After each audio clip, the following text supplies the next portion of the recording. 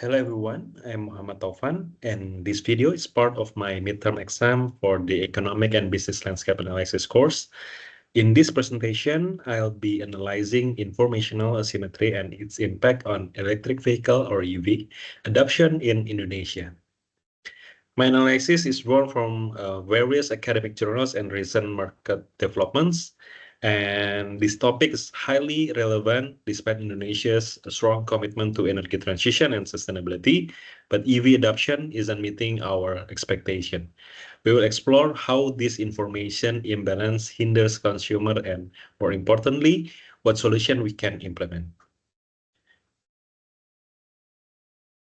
Now, let's move to our first slide, which sets the context for our discussion.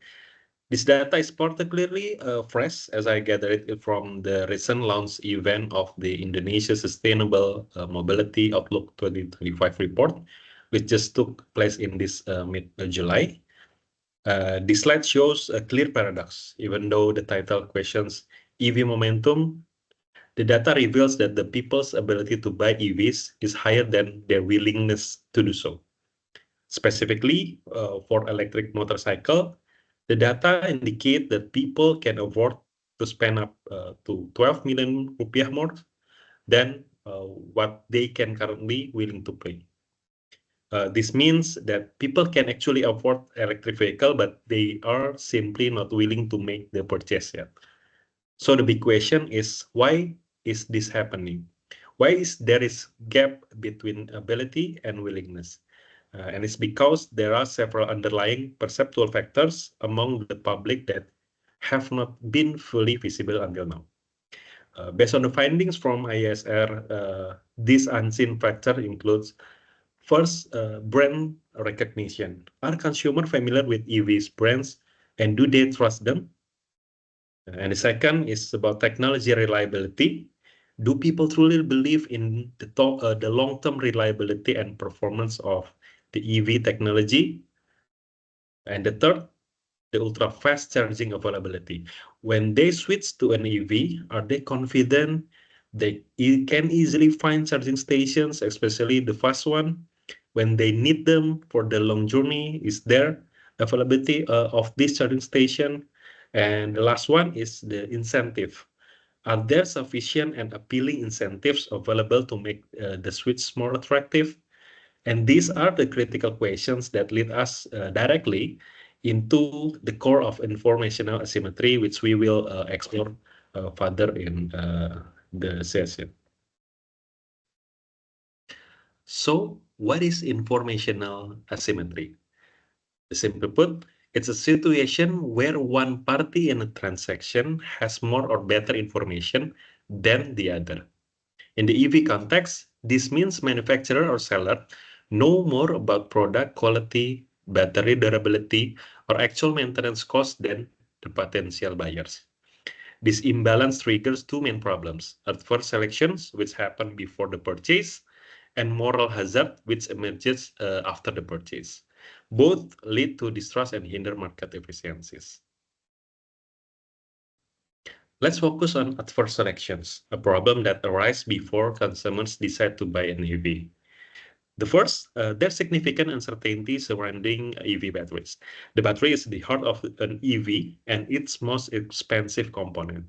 Consumers don't know for sure how long the battery will last, how it will perform in Indonesia's climate, or what the replacement cost will be. This creates fear of hidden future costs. The second is doubts about real-world EV range. Advertised range often differ from actual experience on congested Indonesian roads or with full air conditioning use. This triggers range anxiety, making consumers hesitant about long journeys. And the third, the unclear maintenance costs and resale value. Consumers are unsure about specialized EV service costs, where to find a workshop, or the resale value of used EVs. All this adds to unknown financial risk. So consequently, consumers are reluctant to take the risk, opting for conventional cars with more familiar and predictable costs. After the purchase, moral hazard issues can emerge. This happens when one party changes their behavior because the other party cannot perfectly monitor them. For example, once an EV is sold, manufacturers or dealers might be less motivated to provide top-notch after-sales service or honor warranty claims transparently, especially if there's weak oversight. This can erode consumer trust. Then, regarding the government incentive, if incentives like tax exemption are not well communicated or don't fully reach consumer, there's a risk of them being ineffective or even misused. Lastly, suboptimal charging infrastructure investment.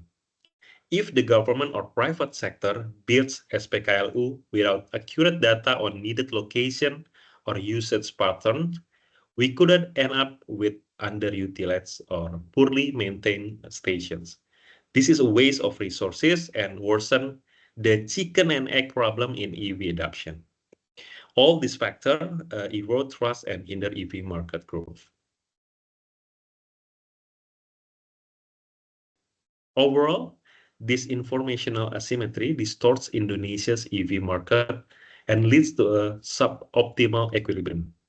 The widespread uncertainty surrounding EV ownership, such as battery life, range, and maintenance costs, translate into higher perceived risk for consumer. This effectively reduces the EV demand. Consumers are also willing to pay less. They demand a discount to compensate for the unknown risk, making EVs appears more expensive compared to conventional vehicles, and even with the government incentive. And the combination of reduced demand and manufacturer inability to credibly signal product quality leads to market stagnation, hindering further investment and innovation, and ultimately perpetuating low EV adoption rates in Indonesia. To address informational asymmetry, government has a crucial role in building trust through the transparency.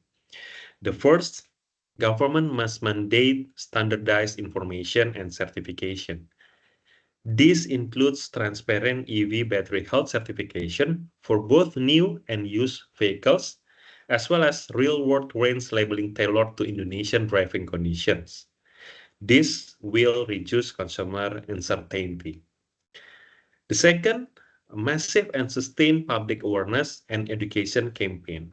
We need to socialize the benefits of EVs, the environmental economic performance, and provide opportunity for test drives or direct experience programs because hands-on experience is proven to be very effective in reducing perceived risks.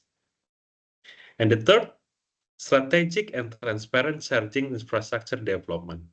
SPKLU placement must be data-driven, considering travel pattern and EV registration. It's also vital to build public-private partnership with clear key performance indicator and optimized digital platform like PLN Mobile for real-time charging station information. And then lastly, improve incentive communication and monitoring.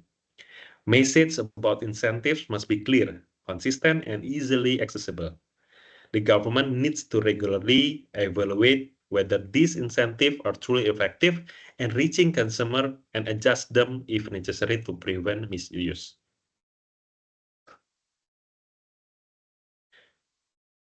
Beyond government action, the EV industry must also take proactive initiative to build consumer trust.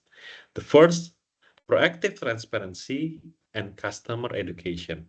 Manufacturers should provide very detailed and easily understandable product information, including battery specification, real-world range, and maintenance schedules. Offering extended warranties for batteries and transparent service package will also be very helpful. Organizing the try before you buy programs and leveraging satisfied customer testimonial an effective way to build trust. Second, building robust after-sales support and a strong service network. This means significant investment in training and certifying EV technicians, ensuring the availability of specialized workshops, and transparent pricing for services and spare parts. Digital service integration through mobile apps will also greatly simplify things for consumer. The third, innovative business models. The concepts like battery as a service, where the battery is leased separately from the vehicle, can significantly reduce upfront cost and transfer battery degradation risk from the customer to the service provider. The subscription models that include vehicle usage, charging, and maintenance also offer attractive cost predictability for the consumer. So, in conclusion, informational asymmetry is a fundamental microeconomic barrier hindering EV adoption in Indonesia, triggering issues like adverse selection and moral hazard. To overcome this, collaborative and coordinated efforts between the government and industry are essential. The government must focus on information standardization, mass public education, strategic infrastructure development, and transparent incentive communication. Meanwhile, the industry must be proactive in product transparency, building strong after-sales service network, and offering innovative business model like BaaS. By bridging this information gap, we can build a healthier and more trustworthy EV market in Indonesia. This is not just about selling cars, but about accelerating the transition towards a cleaner, more sustainable, and energy-secure future. Thank you for your attention.